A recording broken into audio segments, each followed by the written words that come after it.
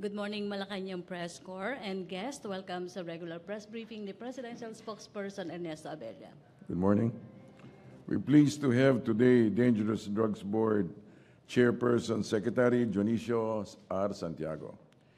He served as Armed Forces of the Philippines Chief of Staff from 2002 to 2003. As a military man, he was assigned to different positions such as Vice Chief of Staff, Commanding General of SOCOM, and Commander of the Philippine Army.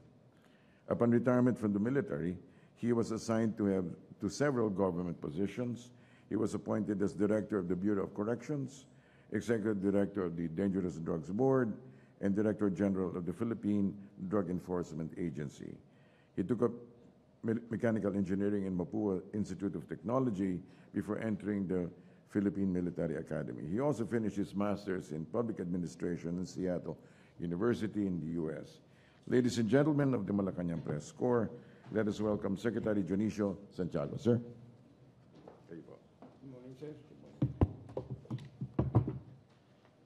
Spokesperson Ernesto Abella, officials and staff of the Presidential Communications Operations Office, members of the media, friends, ladies and gentlemen, good morning. I am honored to be invited in this press briefing to provide our friends from the media information on our campaign against drugs. Addressing the drug problem remains to be among the top priorities of the Philippine government. Under the administration of President Rodrigo Roa Duterte, the anti-drug campaign has been enhanced and strengthened through the collaboration of national government agencies as well as the support of non-governmental organizations, faith-based groups, and the private sector. Within their respective mandates, agencies of the government have been contributing to the realization of a drug-free Philippines through the implementation of strategies and programs based on a holistic and comprehensive five-pillar approach. The supply reduction efforts led by our country's law enforcement units have resulted in the seizure of illegal drugs, arrest of drug perpetrators, and dismantling of clandestine laboratories at an all-time high.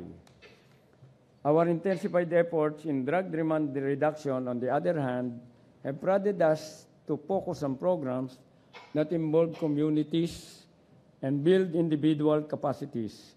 These programs include initiatives for the youth, vulnerable groups, and high-risk populations. To ensure that these programs are sustained, partnership and cooperation with different sectors of the Philippine society, such as the academe, labor force, faith-based groups, and non-government organizations are fostered. Information dissemination efforts and advocacy campaigns are also strengthened through the utilization of technology and the social media. The Philippines continues to put individuals at the heart of the anti-drug abuse campaign and transform them as catalysts to start advancing positive value formation in their circles. We believe that every Filipino must take a stand against the drug menace. On alternative development, the Philippines is working on expanding its programs to go beyond addressing illicit crop cultivation and to include provision of livelihood opportunities for drug victims in the urban areas. Our ultimate goal is to reduce the negative impact of drug abuse in the society. Once reduced, it will lead to the attainment of a drug-resistant and eventually a drug-free Philippines. In defining a drug-free society, it means systems are in place, mechanisms are set, laws, policies, and regulations are in order to guarantee that our communities become drug-resistant. If our communities sustain their existence as drug-resistant environments, surely they will become drug-free in the long run. Allow me now to provide some details on the drug situation and our programs to address the country's drug problem. The seriousness of the problem in the country can be seen with the increasing number of arrested drug traffickers and perpetrators, seizures of big volume of drugs, and voluntary surrender of drug users.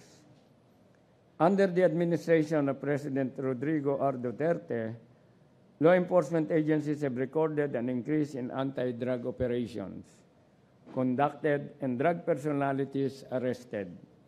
From July 1, 2016 to August 29, 2017, more than 70,000 anti-drug operations were conducted, which resulted in the arrest of more than 100,000 drug personalities. With the heightened campaign of the government and the priority given to anti-drug programs, drug users have voluntarily surrendered to authorities. As of 29 August 2017, 1,380,078 persons who use drugs have been provided with appropriate treatment and rehabilitation services and interventions. An increasing trend in admissions in residential treatment and rehabilitation facilities have also been observed, as shown in the slide. On the screen is the profile of drug dependence based on the data of users admitted in rehabilitation centers. A shift in the nature of drug use from poly to mono drug use has been noted. Over the last 5 years, an increase in the number of mono drug users has been gradually observed, especially among those who abuse methamphetamine, hydrochloride, or shabu. As a response to this situation, the Philippine government employs a 5-pillar comprehensive and holistic approach. These are drug supply reduction, drug demand reduction, alternative development, civic awareness and response, and regional and international cooperation. Anti-drug operations conducted in 2016 increased by 117%. A bulk of this was conducted from July to December during the administration of President Duterte. In terms of drug personalities arrested, a 176% increase from 2015 was recorded. From July 1, 2016 to May 30, 2017, 35,435 drug cases were filed. Drug cases filed in 2016 increased by 89% from 2015. Operations conducted from July 1, 2016 to August 29, 2017 resulted in the seizures of 2,465 kilos of shabu. The volume of shabu seized in 2016 is higher by 271% compared to the seizure in 2015. The Dangerous Drugs Board enacted 11 policies in the form of board regulations in 2016 and 3 for the first half of 2017. These policies were issued to ensure the implementation of programs that are attuned to the current situation. Allow me to give a brief description of some of the policies recently issued. Guidelines on voluntary surrenders of drug users and dependents and monitoring mechanism of barangay drug abuse campaigns. This regulation was issued to respond to the surge in the number of drug users voluntarily surrendering to authorities. The Dangerous Drugs Board wants to ensure that these drug users will be provided with appropriate interventions through the establishment of community-based treatment and rehabilitation programs and services. Strengthening the implementation of Barangay Drug Clearing Program. This mandated local government officials to take the lead in freeing their communities from the influence of drugs through the conduct of both supply and demand reduction programs. A range of educational programs and services designed to address the needs of every sector of the society are also implemented. In addition to these existing efforts, 2 new programs were initiated. First is the capacity building for local government officials, program implementers, and volunteers on handling voluntary surrender of drug users and the establishment of community-based treatment and rehabilitation. Another new program is aimed to address the needs of vulnerable groups like the urban poor. The urban poor against drugs was conceptualized to capacitate people's organization to take action against the proliferation of illegal drugs in their communities. This program is being implemented in partnership with the Presidential Commission for the Urban Poor. We continue to implement school-based prevention education programs. Anti-drug principles are incorporated into the school curriculum through the National Drug Education Program. This is aligned with international standards and issuances on drug demand reduction. We also have training on life skills enhancement, and as you may notice, all these are done in partnership with other government agencies and also non-government organization in the spirit of convergence. We have the peer group assist against drugs, our flagship program wherein the youth are tapped to lead their peers or friends towards a healthy and drug-free lifestyle. We also gather youth leaders from all over the country in a congress where they are given the chance to propose anti-drug programs and policies. For students in the 5th and 6th level of primary schooling, police officers teach them drug prevention concepts through the Drug Abuse Resistance Education Program or the DARE program. On the screen are some of our school-based substance use prevention interventions. The National Service Training Program for college student leaders on preventive education, Drug Abuse Prevention Program for Scoutmasters and leaders, and self-discovery seminars for kids. We also have a seminar workshop for campus journalists, school administrators, and members of the academy.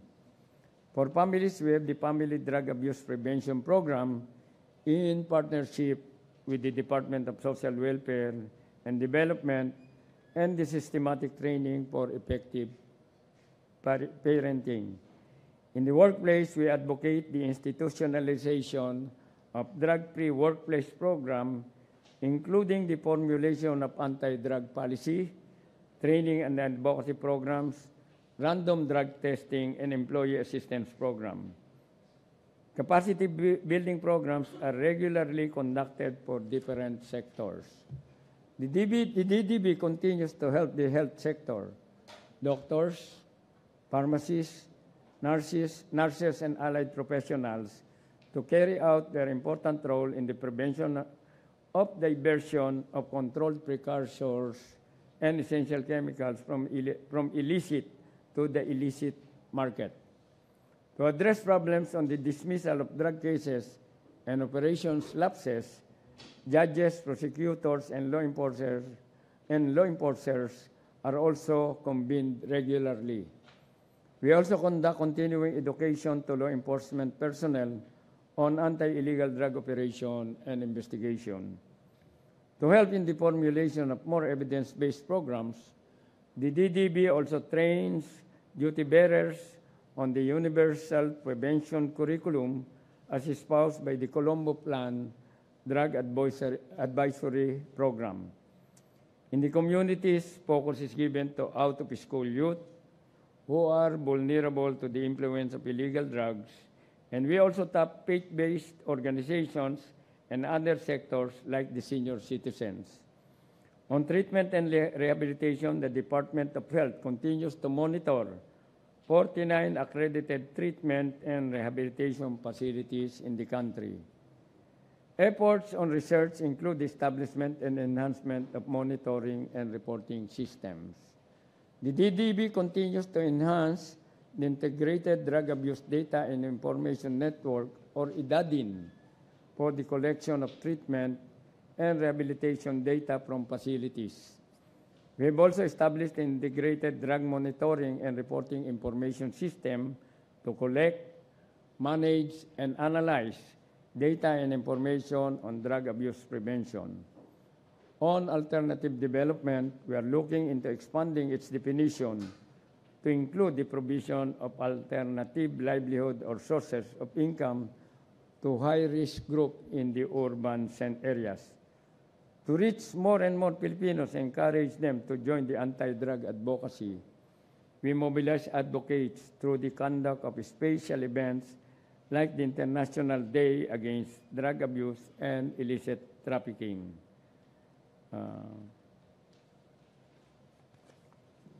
We also make use of technology and the social media in bringing the anti-drug advocacy closer to the people. We maintain and update our website and official social media accounts with information on drug prevention and control. These are now being used by the public to report drug-related information and send inquiries on treatment and rehabilitation services, including preventive education programs. Finally, we continue to be one with our regional and international counterparts in the promotion and sharing of best practices, technical assistance and exchange, and adherence to treaties and agreements. The Philippines also maintains the Asian Training Center on Preventive Drug Education based at the College of Education, University of the Philippines, and is supported by the Dangerous Drugs Board. And finally, if our media friends have some questions and concerns, I would be glad to respond to them. Thank you very much, and good morning again. MPC questions? Joseph. Microphone, please. Sir, good morning po. Good morning. Sir, would you be able to quantify kung ilan yung amount ng drugs that are circulating in our country and the number of drug addicts? Yung circulating, as of now, hindi ko na, I just sat down as the head of DDB. We don't want to commit a mistake. But we are undertaking some measures. I have brought some IT people. So eventually, yung website namin, isang pindot nyo. Makikita na nyo lahat ng information na kailangan nyo. So kapag may question na lang kayo. Ngayon, ang figure na natin na nakuha as of late sa ating mga involved sa drugs, yung mga tinatawag nating addicts or what. Ang latest figure which came from the PDEA is 4 million. And I would like to give credence to, because they are the people on the ground. Silang meron data niyan. Ngayon, we are coming out with a system. Nandito, kasama ko si mga IT people natin, si Secretary versus mga IT people to. We are coming out with a program where we can cross-check. As of now, hindi na namin, walang cross-checking eh. Sa system namin, outdated ang system. Kasing anti ko yung sistema namin. Kaya hindi updated. So we are coming out with the system, and Secretary Beras is right now on the tick of working on it so that we can have a more accurate figure. Later on, you don't have to consult with other agencies. We'll be doing the cross-checking, and we'll be coming out with a definite figure, and that will be coming in maybe in the near future. So, sir, 4 million po as per PDEA, the figure, no? 4 million. Kasi ang PDEA, as per law, PDEA is the controlling organization for law enforcement. Nandiyan ang police, nandiyan ang NBI, Of course. nandiyan ang customs, kasama yan. May mga law enforcement, and PDEA itself. So yung mga nasa ground, sila yan. But of course, we would like to cross-check with the other agencies like the Department of Health. Department of Health, hawak nila yung mga rehab facilities, and they may not necessarily be accounted for ng ating law enforcement people. We want to track yung mga movement ng ating ng ating mga drug addicts, pati nga yung relapse system. Tinitingnan namin dahil yung relapse, wala tayong exact figure, dahil we discovered na yung mga iba, from one rehab facility, they move to another. And wala kami system ng tracking.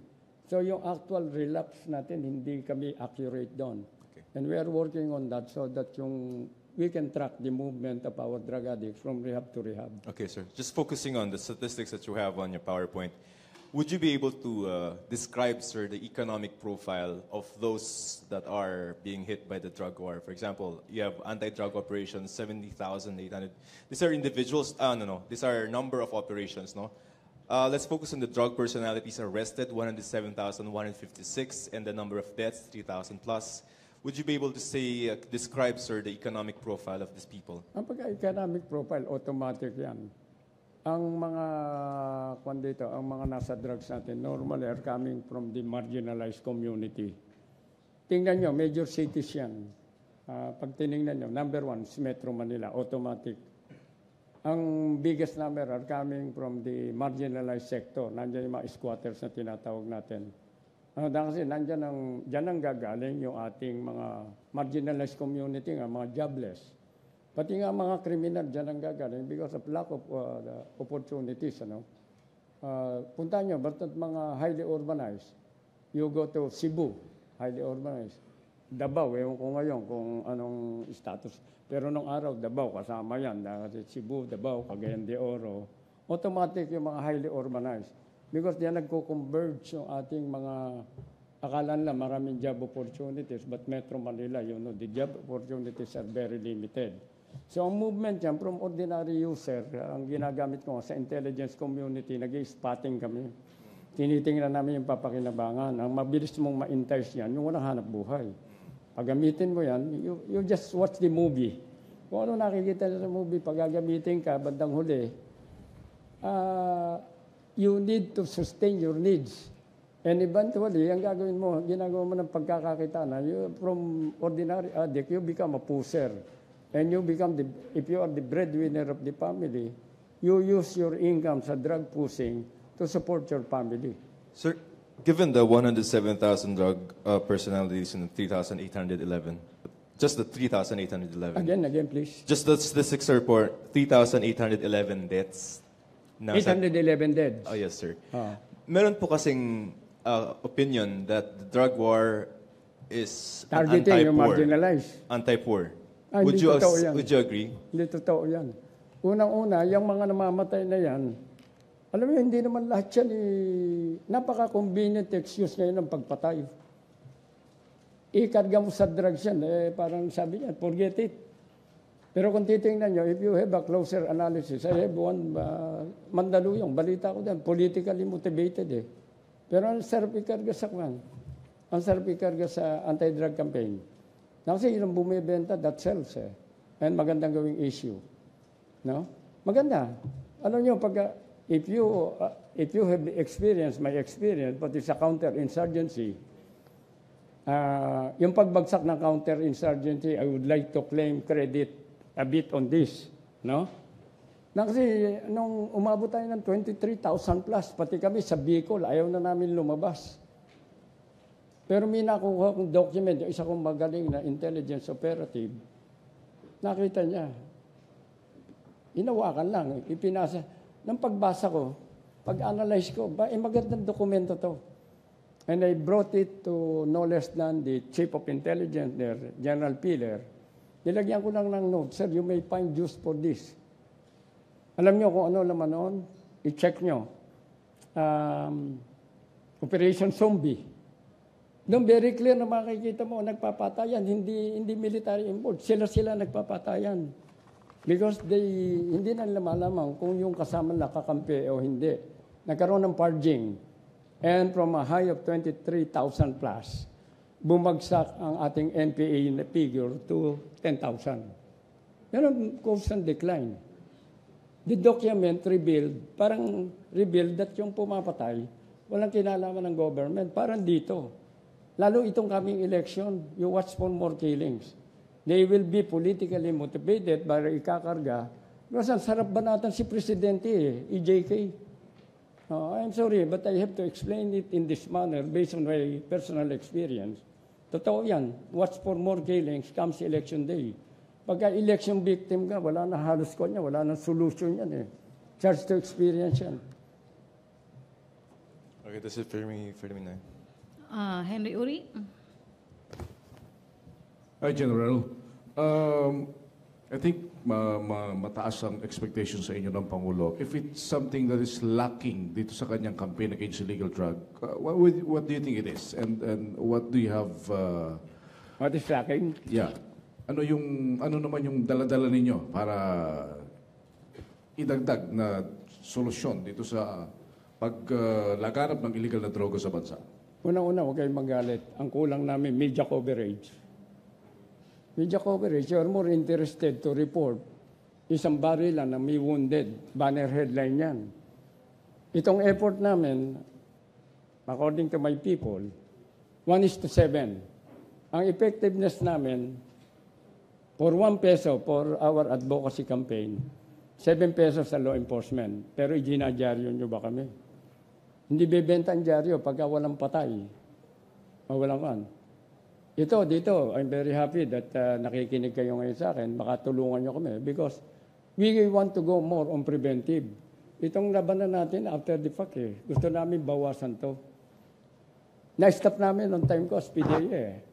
We were able to stop at a figure where yung inabutan namin. Nag-movement man niya, very minimal. At tumaas ang presyo ng shabu from 3 million a kilo, umabot kami ng 15 million at the highest. Nung iwanan ko yan, 10 million per kilo. Ngayon, nasa 5 million, which indicates law of supply and demand. Noong time ko, kumunti eh. Even the syndicates were afraid to come to the Philippines because alam nila na wala silang magagawa dito sa Philippines during our time. Because we have close cooperation with China Narcotics. We operated internationally and regionally with our counterparts, Malaysia, Singapore, China. And modesty aside, if you listen to the briefing of the Chinese or other countries, actually in briefing na yon, they will claim credit, pero yung credit goes to the Philippines. Because yun ang operation, what do you call this? It is operation home run. We involved 5 countries, the Philippines and lead. Even Thailand was involved. Pero pag nag-briefing on the other countries, counterpart natin, it is their activity. So ito ang kagaya na, we want to stop. Yung after the fact, may kung yan eh, sakit na ng ulo yan. So we would like to go healthy alternatives, sports, skills development, livelihood, education, and napaka-importante, media coverage. Media is a key player in this game because we want to educate our people. We want to tell them that this is bad. Para lang itong divisoria ginagamit ko. Nagdi-divisoria tayong lahat. Pero yung ibang produkto ng China dyan, di nyo naman binibili eh. You do not buy everything. Ang gusto namin ma-educate ang tao para maintindihan nila na hindi lahat ng, para itong isang produktong is bad for the health, bad for the body, and bad for the country in general. Henry? Yeah, one follow-up, sir. Based on PNP reports, marami yung gumagamit ng minors para sa pagtutulak ng droga. Gumagamit ng? Ng mga minors. Ginagamit yung minors sa pagtutulak ng droga. Anong inyong obserbasyon? At as sa policy-making body, ano ang inyong suggestion dito? You know, it's very difficult kung i-define mo yung minor. Bigyan ko uli kayo ng istorya. Nag-aaway kami when I was assigned in Tagum. I was assigned there sa mining area. May nahuli kami. Sa aming order of battle, merong alias Nino. Nung mahuli si Nino, 11 years old. Nag-away kami. Imposible, sabi ko. Only to find out na yung batang yun, mas criminal mind pa kaysa sa akin. You know what he does? Basta ayaw niya yung tao. Matangkad siyang bata. Patatayo yun sa dead tunnel, sa tagilin, sasaksakin, bagsak ka na. You cannot be recovered anymore. 11 years old. Ngayon, ang pinagtatalunan natin yung age eh. Pero siguro, kung ako yun, I'll just stick to the current ko, Kasi yung bata, wala namang bata. Ako, may pamangkin ako. May apo ko, sinabihan ko na, 2 lang pupuntahan mo. Cementerio o Bilibid. Hindi ko makontrol eh. Pinag-aaral ko, the environment has affected him, the family has affected him. Wala nang pinapakinggan. Gumibap ako. Ayokong gumibap, pero I have to give up because pinag-aaral ko. Once a week ang aral sa Makati, libre pa. Once a week, nag-absent pa eh. Nang mabigyan namin, pinagtrabaho ko, tinrial ko. Pinag-minor, ano yung manual labor. Sabi ko, bigyan ko ng 1 week to. After 3 days, sumurrender, binigyan namin pera, lumayas. Ando, nakikibarkada na naman sa Nabotas. The last I heard is he is in prison. Paano gagawin mo pag gano'n? Meron taong ayaw ng tumino. Meron pa rin gusto magbigay ng chance sa kanya. I want to give him the chance, but I want him to come back to me. Hindi ako susunod sa kanya. No? Yan ang problema. No? This is personal note. And yung isang sinabi ko, personal experience. What do you do about people like this? Okay. Yung sinasabi niyo, puro mahirap. Hindi puro mahirap. Ang daming mayaman na. Sikreto lang, hindi niyo alam. Marami nga dyan, sira na ulo. Nakatago doon sa basement sa Makati. Hindi na marirehab yun. Wala nang pag-asa sa buhay, sira na ulo noon. Pero kargado doon for rehabilitation. Paano marirehab yung sira na ulo? Pang ibang institution na yun. Henry? Pero sir, how confident are you na ma-achieve yung sinasabi mong drug-free Philippines since sa community-based yung pinupush nyo ay karamihan sa mga involved sa illegal drugs, yung mga barangay captains, local leaders. Kaya kailangan dito siga-sigan DILG secretary. Pag ang DILG secretary mo ayaw na may kagalit, may problema tayo dyan. Kailangan dito, dapat may bigyan, empowered yung DILG secretary na he can really discipline the barangay chairman. Sa amin, sa Nabotas, walang magawa yung mayor sa isang barangay captain eh. Ang dinadasal ko lang, mamatay eh. Ma-heart attack, mataba eh. Minsan, yun lang pag-asa mo, magdasal ka. Ay, masamang magdasal, mamatay. Pero minsan, kung yun na lang solusyon, sana mamatay na lang. Wala akong magawa eh. Minumura ko na eh. Publicly, I've been renouncing him. Sabi, ba't buhay ka pa? Pero sir, confident ka ba na ma-achieve pa rin yan within ilang taon? 5 years? 6 years? Hindi, achievable yan. As a matter of fact, nagtaas ng kamay si Presidente. Sabi ko, hindi, for the first time, kukontrahin ko siya. Kaya. Pero kaya, may big if. Para lang traffic ni Danny Lim yan eh. Miski ipalo ni Danny Lim yung ulo niya. Ayaw magpa-disiplina tao eh. Discipline is individual na yan eh. Di ba? Ang discipline, how is it divine? To do what is right even without supervision. Dito, pag hindi sinusupervise mo, tigas pa ng ulo eh. So, ang makakasolve nito, hindi si Presidente. Yung Pilipino mismo, tayo-tayo. Kawawa ang Presidente dito, nasisisi doon sa isang bagay na pamilya, we have to go back to the family and the barangay. Ayan ang key. Pag ang pamilya, walang kwenta, may problema tayo. Okay, Marisa Lalili, TV5. Hi, sir. Good morning. Sir, just a quick follow-up on the cases of minors. Sabi niyo, sir, kanina may mga ilang cases na mukhang wala ng pag-asa. So, how do you plan to deal with it, sir? Hindi naman totally. Siguro ako, gumibap na lang ako doon sa apo ko. Inaantay kong bumalik siya. Magbalik loob. Kasi pati parang drug rehab eh. Alam niyo, yung drug rehab, ipasok. Ang pinaka-effective na drug rehab is pagka-volunteer yung nagpaparehab. Yung napipilitan, may problema yan. Ngayon, we are reviewing the juvenile justice law. Matitingnan natin kung po pwede. Hindi naman, baka yung akin sinasite na example is a case na hindi general. Parang special case siguro. Pero we would like to deal with the whole juvenile community. No?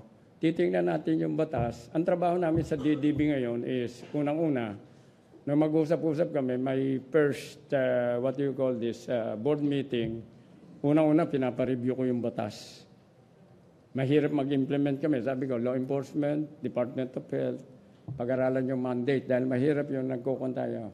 Hindi ko rin kabisado totally yung Republic Act 9165, pero meron akong manual. Pagka hindi ko kaya, nagtatanong ako. Kaya that's why we have the legal expert, the people sa preventive education, saka yung ibang members. But I want everybody to study the law because it's very difficult to implement something when you yourself do not understand it. Kaya nagkakaroon ng miscue, no? So pati dito, yung juvenile law natin, pag-aaralan natin, and collegial body kasi collegial body ang DDB. Hindi isang tao lang nagdi-decide yan. And sabi ko nga, even media, masyadong well-informed ang media, yung minsan yung inyong ideas will be very good inputs. You can provide very good inputs because you have more access to the people on a day-to-day basis. Sir, does it mean that you are now considering amending the juvenile delinquency law, meaning implementing stiffer penalties to minors? Actually, marami nga akong sinasabi. I wanted to be, dapat akong PIDEA Pero, hindi, dapat akong PIDEA. Kaya lang kumandidato ako kaya pala ako natalo. Akala na bodyguard ako ni Presidente, hindi kandidato No? So, pinag-aaralan namin yan. And meron kaming member namin ng Department of Justice. So, pag-uusapan namin yung sa board kung anong tamang gawin dito. And yung input should be, as a matter of fact, meron mga tinatawag dyan ako, di ba? Public hearing. Ang problema, ang public hearing natin, bihirang uma-attend dito Kaya minsan, ang public hearing natin is becoming parang drama na lang. May public hearing, pero actually wala. So, siguro this is one time na I will encourage the community pag may public hearing, umattend kayo para makapag-input kayo para yung ilalabas natin mga batas. Talagang comprehensive ang input, hindi yung minamanage lang na isang grupo and it becomes a law na yung input ng general public is not there. Okay, last two questions. Ito, ang karugtong dito, yung aming kwan is not necessary to impose punishments. Maraming system tayong pwedeng kopyahin. We are overcrowding our prisons Dahil minsan isang gramo lang kulong ka. Minsan isang gramo kasama mo yung mga diard. Ang prison system pa naman. We have to decongest our prison and we can do it by kailangan very effective ang ating local governments, yung ating DSWD. Mahirap yung pupunta ka doon, papaliguan ka, uwi ka na naman. Wala nangyari sa buhay mo. Okay, last three. Hannah, four pala. Roscos and Pia. Good morning, Secretary. Morning. Sir, mula na nagsimula ang administrasyon ni Pangulong Rodrigo Duterte, mas dumami po yung mga nakakonfine sa mga rehabilitation centers. Isa po sa sinusulong ng mga head ng rehab centers, yung mga cases po ng patients na paulit-ulit po sila, pabalik-balik po sa mga rehab centers. Magkakaroon po ba tayo ng policy like for yung mga users na paulit-ulit na lang po, na hindi naman po nababago yung buhay nila? Sa tingin po ng mga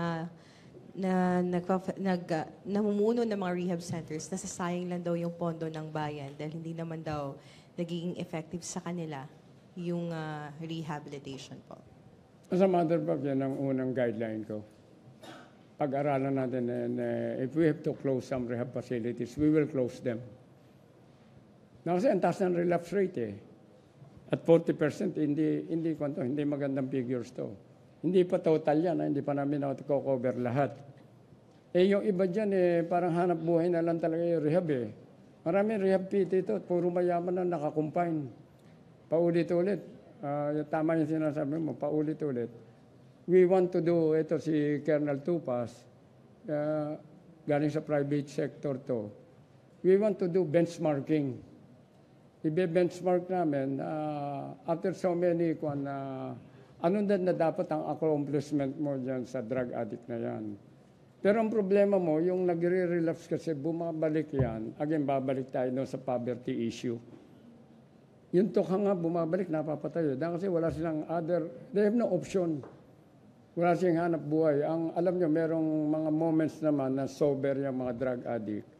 Gusto namin incorporate yung livelihood program while inside rehabilitation facilities para productive sila and they're earning income. At marami kong personal experiences again. Pag hindi nyo na-solve ang psychological problem, what is the root cause of the problem, hindi mo masosolve yan Kasi yung root cause ng problem, hindi mo na-address May psychological, minsan within the family. Kukwento ko na naman, daw sa pamilya namin, akong pinaka-noti-noti. Lahat ng kasalanan ng buong pamilya sa akin. Pag kami kasalanan, yung mga kapatid ko, akala na mabait sila na pala. Akin pa rin yun. Kaya lang, ang naging effect sa akin is the other way around. Sa halip na maging aggressive ako, nagkaroon ako ng inferiority complex. Ngayon, pinilit kong na-reform naman ako. Ngayon, bumilib na nanay ko sa akin, sumalangit na wa. Bago siya namatay, bumilib na siya sa akin. Pero yung nakikita ko, na-encounter, madaling magpasok sa rehab facilities. Pero ang problema, kung hindi mo na-solve yung psychological problem, you have not solved the problem. Babalik-balik lang yan. So, ang suggestion namin, palakasin mo yung mga psychiatrists, psychologists within the system. No? Sir, clarify ko lang, sir. Is it possible na mag-craft ng policy in DDB na i-limit lang yung number ng paulit-ulit, yung pagbalik ng mga nire-rehab sa mga public rehabilitation centers? Let's say, hanggang 3 times lang kapag bumalik ka more than 3 times, sa private ka na magpa-rehab. Kasi, sir, sinasabi ng mga rehab centers ng government, masyado nang malaki, masyado na silang marami, hindi na nila kayang lahat. Hindi, ang problema mo dyan, yan ang trabaho ng gobyerno. Again, another example. Yung mga mga drug courier natin, they know na dinadala na. Sino rito ang Pilipino, matipid tayo. Pag magpapadala sa'yo, gusto mo, magkagasta pa yung tagabuhat mo. Itong mga drug couriers natin, binabayaran $2,000 para dali. Doon pa lang may questionable na. Dapat nagtataka ka na, bakit ka babayaran? So, yan ang papel ng gobyerno. Tapos may kasalanan. Magpupunta pa ang gobyerno, masisi pa pagka walang intervention sa death row. Yan ang papel ng gobyerno, mag-absorb ng shock Kung pipigilin natin ang pagpasok sa rehab, di masisisi na naman ang gobyerno, magsawa ka dyan. Dali natin, kung ayaw niya sa private, mahal sa private, naka-ready naman yung government rehab facilities. And by law, there are supposed to be per region. Merong per region, hindi pa natin nagagawa. Yan ang effort ngayon namin para yung pera ipaggastahin sa pagsiset up ng rehab. Pagkatapos, we are more on community-based. Yan ang tinatrabaho namin dahil yung support system is within the community. Para hindi ka nalalayo, para yung pamilya mo dumadalaw.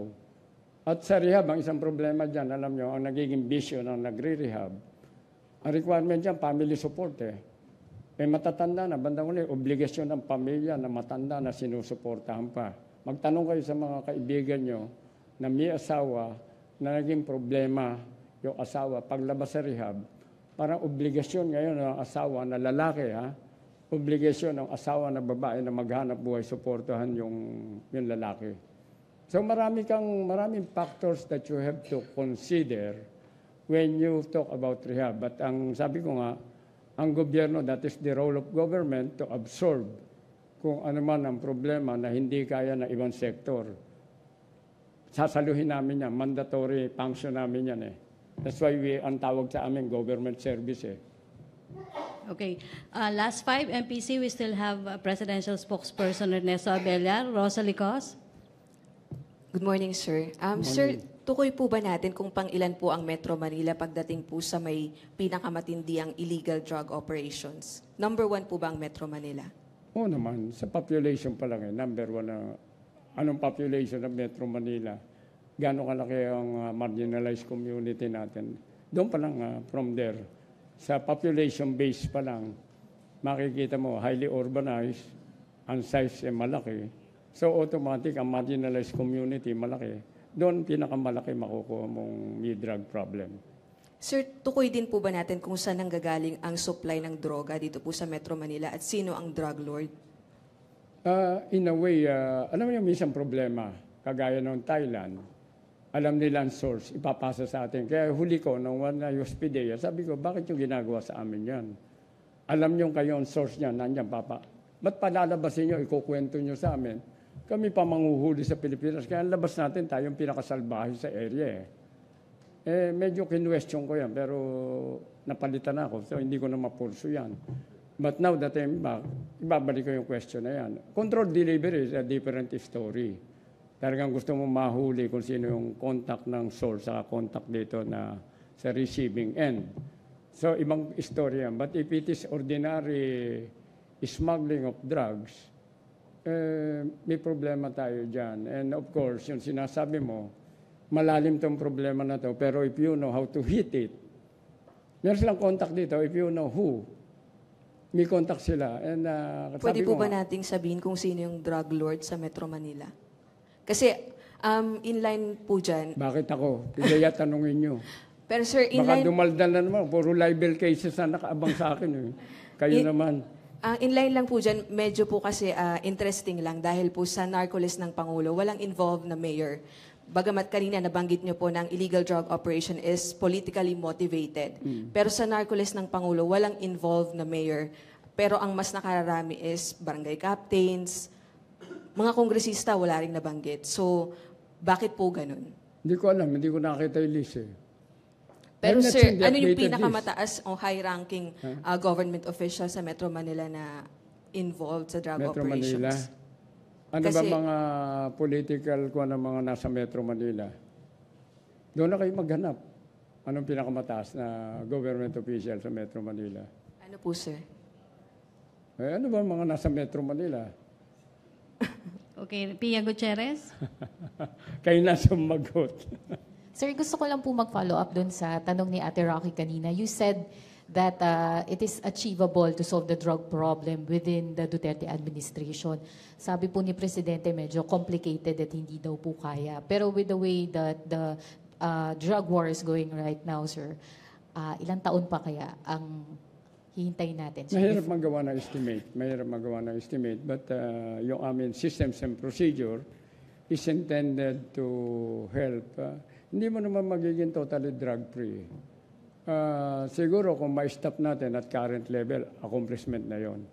And that is achievable through itong mga measures nga ng preventive namin na hindi na namin papayagan na lumaki pa yan. Tutulong tayo, and of course, yung anti-poverty ko natin na kailangan ma-enhance, ano? And of course, siguro, baka sabihin nyo, tao lang ako ni Presidente. But the point there, yung mga sinasabi niya, yung mga TRO, mga human rights cases, hindi namin sinasabing mali sila. Pero kung lahat ng issue, pati yung return of Marcos wealth, hindi ko alam kung anong deadline yan. Pero kung ako yan, kukunin ko na agad yung pera eh. Saka na natin pag-usapan yung balance. Ibig sabihin, nandiyan na available. Yung solution, pabayaan nyo munang tumakbo yung solution. Huwag nyo istapin. Hindi makamove yung solution eh. Modernization ng armed forces, alam nyo, nung ako'y teniente, 100 ang helicopters namin eh. Nung ako'y chief of staff, 8 lang ang lumilipad eh. And imagine that is because of TRO, kaya galit na galit si Presidente sa TRO eh. Tapos yung, we go for the cheapest. You pay for quality. You pay for quality. Hindi pwede yung lahat mura. Pagka mura kinuha mo, magmumura ka. Okay, Pia? Sir, based on your data, sir, has the drug war been effective in discouraging the use of illegal drugs among Filipinos? Iba-ibang point of view. Pero sabi nga namin, kung titingnan mo, yung balancer na kami, ngayon, I used to be the right-hand effort eh. Right-hand and left-hand ang military tawag namin sa counterinsurgency. Yung one is defense, law enforcer. Ang left-hand effort is yung mga civic action, livelihood program for the insurgents. Dito rin yan eh. Ang problema nga, hindi nyo kami na-highlight. Hindi kami interesting, but there is a more exciting side to media, which is law enforcement. Pero kami, sabi ko nga, we feel that we have been effective. Slowly, nag-gain grounds kami, and we are getting more advocates from all sectors. So from there, although we are not highlighted, we keep on moving. And eventually, yung mga program namin, I'm very sure will catch your attention, and eventually it will be highlighted and mapapakita na balance yung anti-drug campaign and may positive effect. But can we say, sir, na mas marami ng Pilipino yung nadi-discourage o natatakot na gumamit ng shabu or ng marijuana and other drugs because of the drug war? Mabuti nga matakot. Hindi ba nahimik ka, natatakot ka pa rin. Huwag kang tumuloy. Huwag kang tumuloy. Yung peer factor na yun, gagamitin mo to be positive. Mag-move ka ngayon para tulungan mo yung mga natatakot para wag nang bumalik. Di ba? Maganda yung fear factor eh.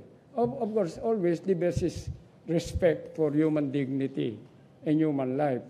Pero ngayon natatakot sila, marami na, pati mga government officials, may kinausap nga, nakipag-usap sa akin. Sabi ko, mayaman ka na eh. Kung nag-illegal ka, ang objective natin is drug-free Philippines. Hindi makonsensya ka na, mayaman ka na, mag-legal ka na. Total, hindi ka namin madali dahil malakas ka eh. Marami ka, nakakabili ka ng testigo, na i-stop mo yung mga witnesses.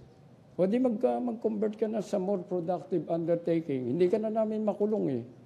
Although alam namin siya yun, pero walang mag-witness eh. Sino yan, sir? Madami.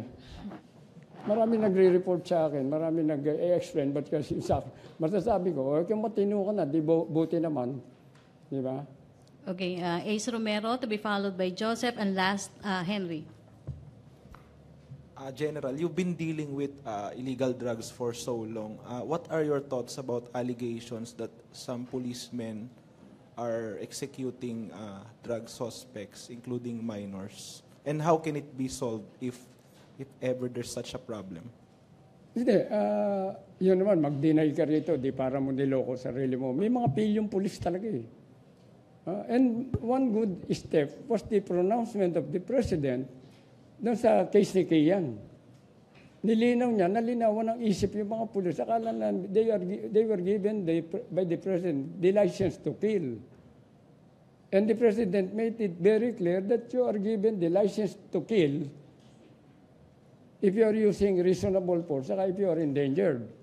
Pero hindi yung mga parang hindi mo malaman, masyadong obvious naman eh. Sabi ni Presidente nga, pinakulong yan, di ba? At in effect, yun ang sinabi niya, stop it. Kukulungin ko kayo kung illegal yung act nyo. Because the President is a very legalistic person. Ang sabi lang niyan, gagawin ko, imamarsalo ko kayo. Pero nung gawin niya yan, it was with the concurrence of Congress. He is a very legalistic person. So he made it very clear sa police. And the police is acting very swiftly to police their ranks also. But ang move dyan, ang best is you start sa recruitment pa lang. Kung sa recruitment pa lang, you recruit a wrong person, wala ka na magagawa dyan. Pagkatapos ang training mo, make it a very serious. Sabi ko nga, medyo minsan kontrabida ko. Siguro madalas, hindi minsan. Sinasabi ko, ba't magre-recruit ka ng maraming polis? Linisin mo muna yung current rank mo. Baka nagdadagdag ka lang ng problema. Pwede mong improve the quality. Let's not go for quantity. Marami kang ang pulis, sakit naman ang ulo. So sa recruitment pa lang, ayusin mo na yan. And I think it's being done by the police.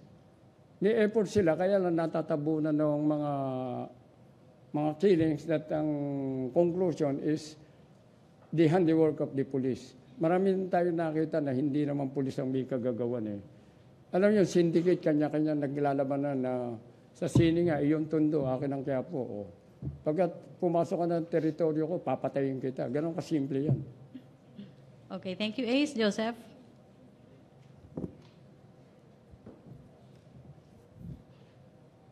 So rephrasing Pia's question, what is the effect of the drug war on the drug industry in the Philippines?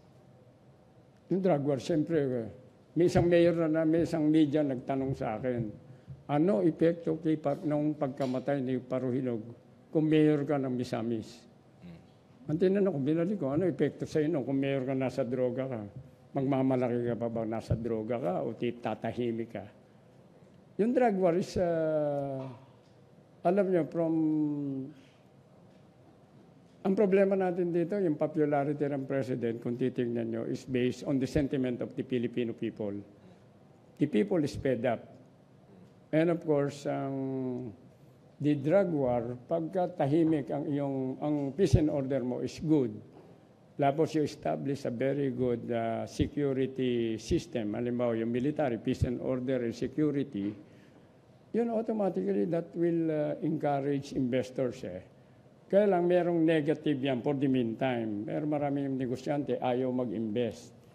Pero sabi ko sa kanila, dahil yung Marawi incident, sabi na, yung Marawi, bakit yan ba Marawi forever? Sabi ko, pag nag-invest kayo, tapos na Marawi, baka yung gagastusin nyo ngayon, magdodoble na. So, May negative effect, pero may positive yan. Sir, you mentioned kanina, may price ka, 3 million na kilo, tapos nag-go up ng 15 million na kilo, and then the last figure you have is 5 million. So, right now, how much is this shabu per kilo? Ang alam ko, ang average ko yata, 5 million. 5 million, that's still low. Ang gusto ko dyan, umabot ng 10 million ulit. Ibig sabihin, supply is scarce na. Ba't ang problema mo, bibigyan ko kayo ng problema. Tingnan nyo, ilan yung nakawala na droga? Ilan tonelada? Hindi mo kailangan magpasok eh. Ang hulihan natin, 1 gram, 10 grams, 1 kilo. Tonelada yung pumasok na nakakalat. Waiting to be utilized. Paano mo ubusin yung tonelada na nakakalat na nasa loob na? Na hindi mo malaman kung saan nakatago. So, imagine ninyo, paano mo ubusin yun sa 1 gramo? Per gram, 1 kilo is 1,000 grams. Ang konsumo na is, lalo nung nagkamurahan, nung 3 million, 3,000 per gram. Minsan sharing lang kaya nauso pang tawas yung 1 kilo mo, 1,000 person per gram yan. Per kilo. 1,000 individuals yan. Isang tonelada nakawala, ilang tonelada nakakawala.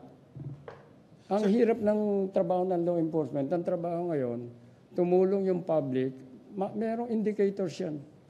Sir, yun pong 5 million, yun po ba ay, from your policy standpoint, mura ba yan?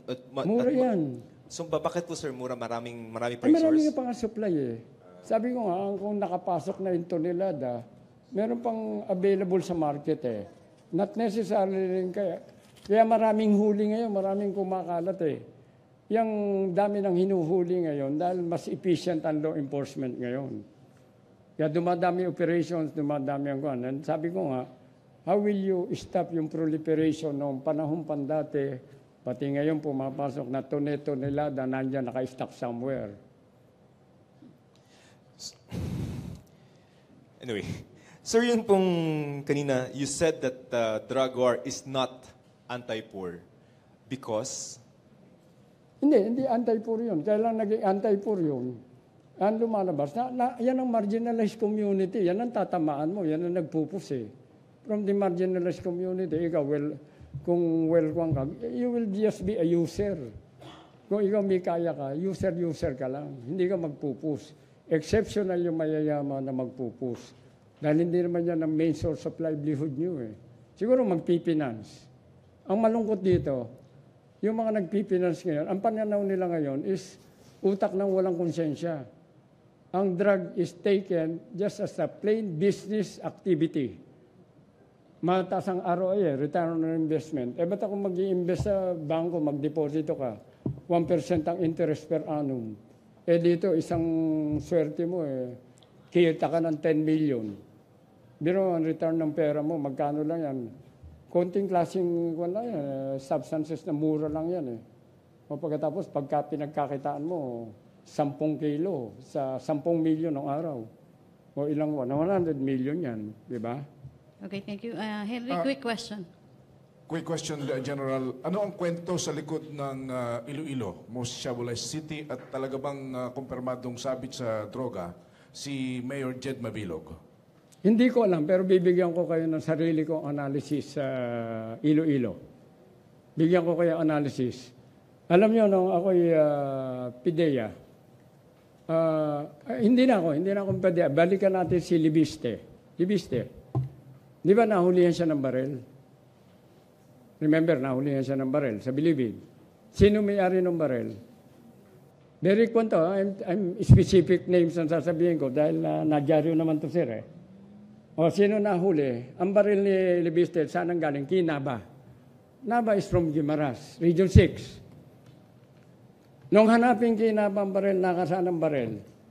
Nandoon sa isang dealer ng baril na taga-Capiz. Kaya ako kilala yung taga-Capiz na yun. Sa kanya ako bumili ng baril ng PIDEA, yung M4. No? Yung M4. Ngayon, Capiz is Region 6. Pagkatapos, sino si Peter ko? He's the biggest drug lord. Nasa Bilibid. Sino ang tao ni Kwan? I forgot the name, but the lady is from Region 6. I think taga Bacolod. Nakabase siya diyan sa, I'll have to check again, yung pangalan. Nandiyan, mayaman yan, nandiyan sa Wakwak. Alam niyo naman, Wakwak. Tagar yan. Ngayon si Peter ko, ibinalibag ko sa kanya. Ibinalibag ko. Peter ko, remember, hindi Peter Lim, ha? Peter ko, binalibag ko doon sa kwan. My advantage when I was Bureau of Corrections Director, I was given semi-autonomy by then Secretary Dato Manong. He was my boss when I was a lieutenant in Buldon. North Cotabato kami. I was given autonomy doon. I can transfer people from one facility to the other. Nilipat ko si Peter ko sa Abuyog, Leyte, which is a facility na mahirap abutin. Nagkaroon ng intervention yan. May lumapit sa akin. Yung isa kaibigan ko na taga Dumaguete, the other guy na lumapit sa akin is a mayor from Negros Oriental. So these people, Dumaguete, ngayon na lang binalik yata sir na Region 6, ano? Pero NIR yan, Negros Island region na yan. Pero kung titingnan nyo, si Peter ko is well entrenched or well connected sa Region 6. And where is Iloilo? It's in Region 6. So sabi, kaya I agree with the President. Udikta, prebendido, target ko yan. Udikta, target ko yan. Eh, nung tanongin ako, anong masasay mo kay Prebendido? Good riddance. Good riddance sa akin. At least, kung sino pumatay sa kanya, basta good riddance. You cannot operate anymore in that area. Meron pang natitira dyan. Okay, thank And I hope they will be good riddance also. Okay, thank you. Dangerous Drugs Board Chair, Junicio Santiago, Presidential Spokesperson Ernesto Abella. Salamat, sir. Thank you very much. Thank you very much, sir. Thank you, sir. Thank you for a very substantial report. Just to wind up, a bit of DFA gives back passport appointment slots to the public. With this in mind, more appointment slots for passport applications are now available to the public. 1,200 slots reserved daily for travel agencies were removed and converted into additional slots for regular applicants. The policy was put in place August 1st of 2017. According to Ricarte Abuhela, the third acting director of the Passport Division of the Office of Consular Affairs, with the DFA's new policy, clients of travel agencies should undergo the same process all other applicants undergo when applying for or renewing a passport. PRRD assures MILF and the Moro people that BBL is an executive priority bill. PRRD met with the leadership of MILF yesterday to discuss, among others, their concern about social media posts critical of their handling and the progress of the BBL bill. The President assured them that he considers this high priority and vital to the future of Mindanao and the nation. He is asking to meet with the Senate President and Speaker of the House to facilitate the process. The President also thanked the MILF for its strong support in the fight against violent extremists in Mindanao. He cited the humanitarian efforts to save civilian lives in Marawi and the continuing operations of the MILF against armed groups and enemies of the state throughout Mindanao. On Car Angelo Arnaiz, we assure the public that there will be no whitewash and that there will be a thorough and impartial investigation, and those who will be found responsible will be made accountable before our laws.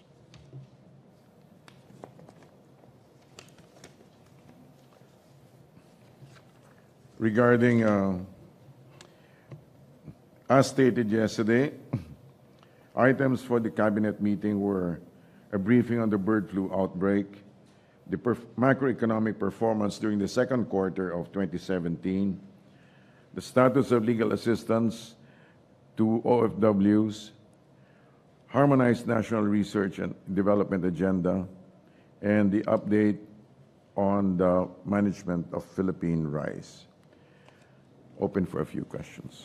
Laila Salaveria. Good morning, sir. Yes, ma'am. Sir, the Sandigan Bayan has ordered the arrest of Mr. Nur Miswari for a DepEd anomaly. Sir, earlier, the government asked a passing court to defer his arrest because he'll be participating in the peace talks. So how will this Sandigan Bayan order affect his role in the peace talks? Apparently, the item is an administrative case or something that was taken up before these talks, and the onus will be at this point. According to sources, the onus at this point will have to be with Mr. Miswari. The onus of defending himself will be with Mr. Miswari. But sir, do you see this having any effect on his participation in the peace talks? I don't know. I cannot categorically say it will not have any effect, but at this stage, it would be best if he addressed the matter directly himself. Thank you. Okay, questions, MPC? Hannah? To be followed by Dexter. Hi sir, may details po dun sa meeting ni President Duterte sa mga officials ng MILF and BTC last night po? I just did. Sorry sir. Na-discuss po ba yung, yung regarding sa BBL po? Yeah, okay. Na-raise po ba dun sa discussion nila yung problem nila na wala pong congressman na nag-sponsor sa BBL? The president assured that it is a top priority, and that he would actually, he's asking to meet with, let me just repeat. He's asking to meet with the Senate President and Speaker of the House to facilitate the process. Okay. Dexter Ganibe? Yusek, magandang tanghali. Yes, po. Sir, nasaan na po ang ano na po ang status ngayon ng operations ng pamahalaan sa Marawi City?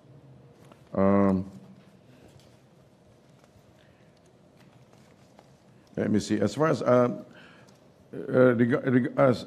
as of this moment, all I can give you are the actual facts and statistics that is usually given, and also the financial situation of the status of cash donations, which I can give you. For at this point, the Marawi for cash donations for Marawi AFP casualties, the balance remains at 33,076,053. 4,340,000 was remitted to the Philippine Army and Philippine Navy as cash benefits for the families of those killed in action. Regarding that, there are no timelines that I can provide you, except that as far as we know, General Año said he was hopeful that things would be brighter by his retirement. Sir, may may confirmation ng nakarating sa palasyo bagamat binabanggit na ng militar na kasama dun sa mga napatay si Abdullah Marte? Ang kailangan lang talaga yung verification of the body. Although they have already intercepted messages, but we cannot categorically say 100% unless they find or locate his remains once and for all to ascertain without a doubt his demise. Sir, masasabi naman natin sa ngayon na the government is winning dito sa krisis sa Marawi. I would say that the government is progressing very substantially. Sir, so far wala tayong balita kay Hapilon na siyang naging unang target na makuha kaya pumutok yung As of this crisis. stage, wala rin pong formal. Sir, anong masasabi niyo dun sa mga binabanggit na mga kritiko na kino-compare yung binabatikos na maraming parang naging pabaya yung nakaraang pangulo doon sa Mama sa Pano incident, pero nakuha naman yung pinaka-target, which is si Marwan. Ngayon, nakatutok ang Pangulo sa mga nangyayari sa Marawi, pero parang hindi nakukuha kung sino yung target. Okay. The circumstances are different. As you very well know, the President and the military itself has stressed again and again that while the progress is constant, it is also very careful. That there are many hostages, a number of hostages that they need to be very careful of. And that's exactly why they don't just rush or rush in. Okay, last question, Prince Goles. Sir, good morning, sir. Yes, Sir, may we just know who is feeding the president with erroneous information about Mayor Jed Patrick Mabilog? Last Sunday, Duterte said that Mabilog, quote, escaped to Japan and living luxuriously there, unquote. But his spokesperson, Attorney Piad, said that Mabilog went to Japan to attend a conference on disaster management. In several speeches, Mabilog, or President Duterte also mentioned Mabilog as a relative of Odicta, which the city mayor continuously denies. So who is responsible for these information being fed to the president, sir? I cannot specifically say who is responsible for that, but we do know that the president has his own sources of information and he has his own understanding of the situation. Sir, is the president still inclined to meet and speak with Mabilog amid his order to conduct lifestyle checks on him, sir? The last time I checked, he was not open to conversation with Mabilog. Thank you, sir. Sure. Okay, thank you, Presidential Spokesperson Ernesto Abella. Thank you, Dangerous Drugs Board Chair Dionisio Santiago. Thank you, MPZ. Back to our main studio sa Radyo Pilipinas and PTV. Sir, salamat.